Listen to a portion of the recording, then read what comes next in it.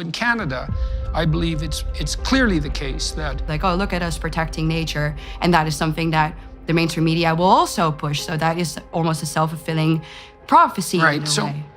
right, absolutely. Well, okay, so Won't answer questions on the floor of the House of Commons. He's even got a bill that would allow him to censor the internet. It's almost as if he admires the basic Chinese communist dictatorship.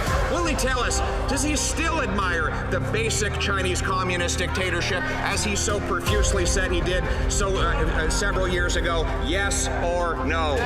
exactly the same thing to the Canadian farmers that the Dutch government is doing to the Dutch farmers.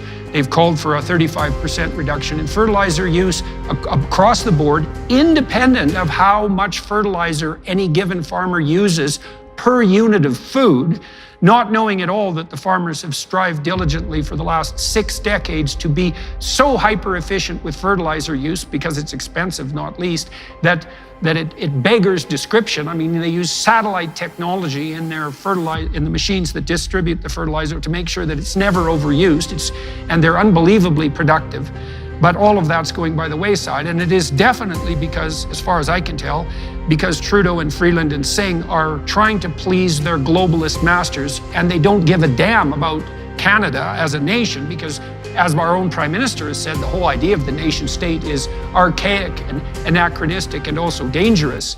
And so you think the same thing is happening on the Absolutely. on the Dutch side, and Absolutely. so what do you think is characterize the globalist agenda for me? Well, let's first say that Trudeau and Mark Rutte, our prime minister, are, I would say, almost basically the same person in terms of their political agenda, their political ideas. They've been seen holding hands and hugging during the pandemic, when they told everybody else to stay at least a meter and a half apart from each other, and they were cracking down on our constitutional rights.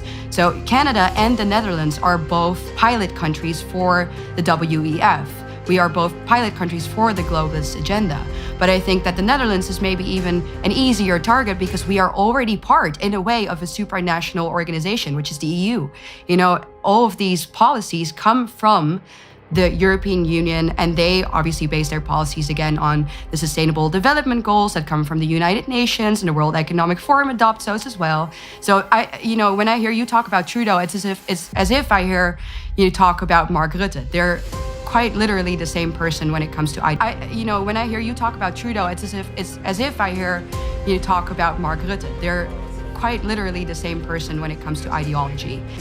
What a tremendous honor and pleasure to welcome Mark Rutte, the Prime Minister of the Netherlands. So if you look, for example, at the Sustainable Development Goals of the United Nations, there are 30 of them, or 17, I think, 17 Sustainable Development Goals. All of them, if you look at them, sound wonderful.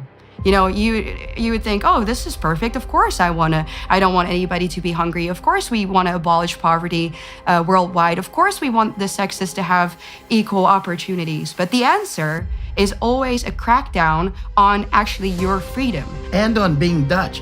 Can you tell, back to the killing your identity, can you tell Jordan about how the Dutch government does not even want you to use the word Holland anymore? Absolutely, yeah. No, I mean, our prime minister will not stop, I think, until we don't have a border anymore. I mean, technically, our border doesn't mean anything already with all the mass migration that we have coming in, which Michael did make a fair point about. For example, last year, we broke a migration record again. 400,000 people came into our tiny little piece of land that is already so incredibly densely populated. The majority of the Dutch people have been against... How many people are there in Holland altogether? We have about 18 million people.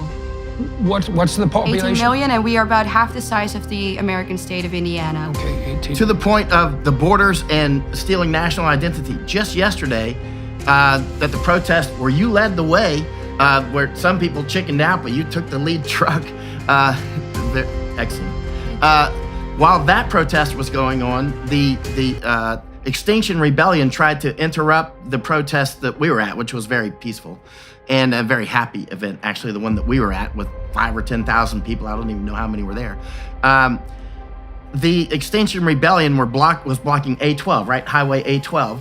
And so the Dutch police actually asked the German Polizei to send water cannons over, which they did. They sent water cannon trucks from Germany.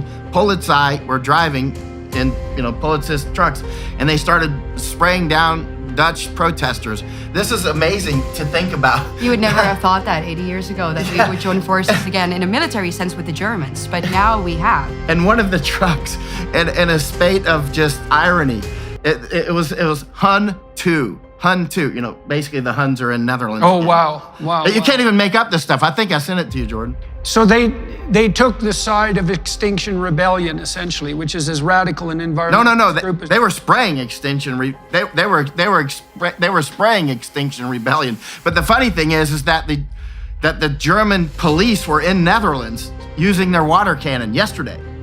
So even from like a legal perspective, what is important, I think, to know for a country like mine and any country in the European Union is that a lot of our laws already aren't made in our country. They come from the European Union. So that democratically leaves a huge gap between the citizen and the laws that come in.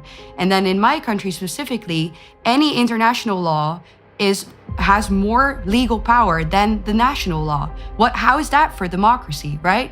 So just that mere fact shows you, I think, that we can no longer speak of a really strong national identity and democracy in that sense.